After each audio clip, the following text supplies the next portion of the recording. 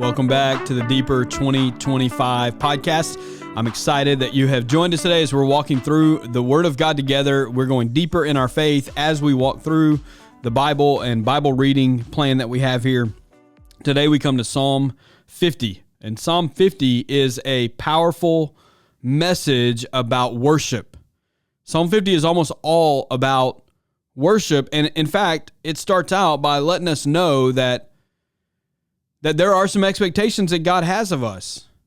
It starts out by saying God doesn't need physical sacrifices, but what he needs is people who are sincere in their worship. People who worship from their hearts. You know, the book of Isaiah says it's better to obey than to sacrifice. It's better to obey. And that's what Psalm 50 gets at, that God's expectations are that we would obey and that we would have sincerity when we come and worship him. It talks about the fact that true sacrifice is really a thankful heart. Like if you're gonna worship God, it has to be not just in singing and in prayer or in attending church or giving money. True worship of God comes from a heart that's dedicated and faithful to him. And so as we worship together, he values a heart that is filled with gratitude and filled with praise toward him. And so it's not just about the actions. Sometimes we think of worship as the actions. In fact, a lot of times we talk about, well, we're gonna listen to praise and worship. Well, you really can't listen, if you want to get right down to it, you really can't listen to praise and worship unless you can listen to someone's heart.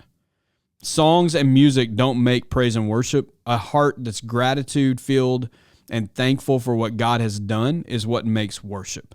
Now, that should lead us to actions. That should lead us to singing. That should lead us to giving. That should lead us to serving. That should lead us to attending church.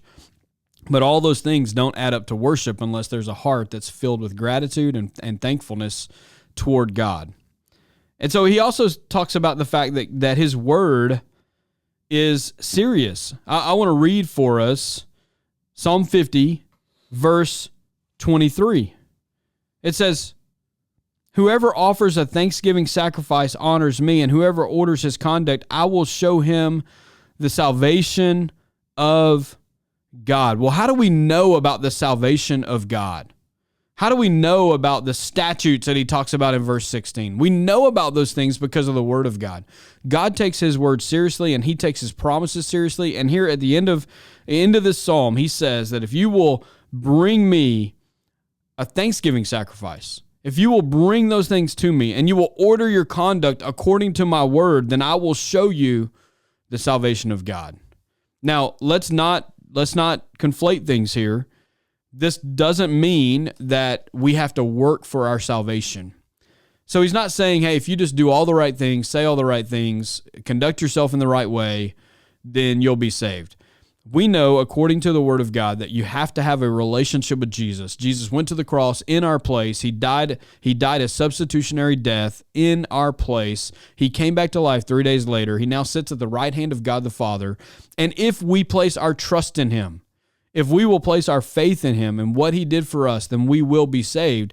And I think what the psalmist would tell us, if he could sit here and do this podcast with me, he would tell us that conduct doesn't get you to where you need to go, but conduct shows that you are where you need to be.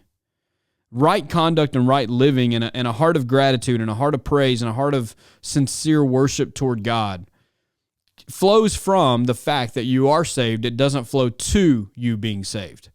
And so we've got to get those things correct. So today, as we think about this, I just want you to think about, what does your worship look like? Is your worship sincere? Is your worship filled with integrity? Is your worship filled with thanksgiving and praise to God from your heart? It's one thing to sing a song or give or attend church or serve. It's another thing to do those things in the right heart motivation.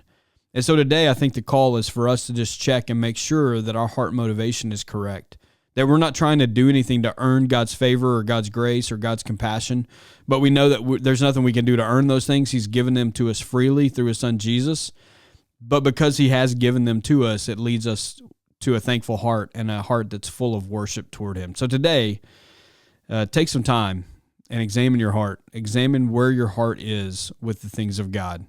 Not your outward conduct. Outward conduct is just a symptom of what is going on in your heart. It comes from the overflow of your heart. So whatever your heart says you are, that's who you are. Whatever your heart says you are worshiping, that's what you're worshiping. So today, take a few minutes as we get done here. Examine your heart. Make sure that you are living a heart and you're living a life that is full of a heart of sacrifice and praise toward God.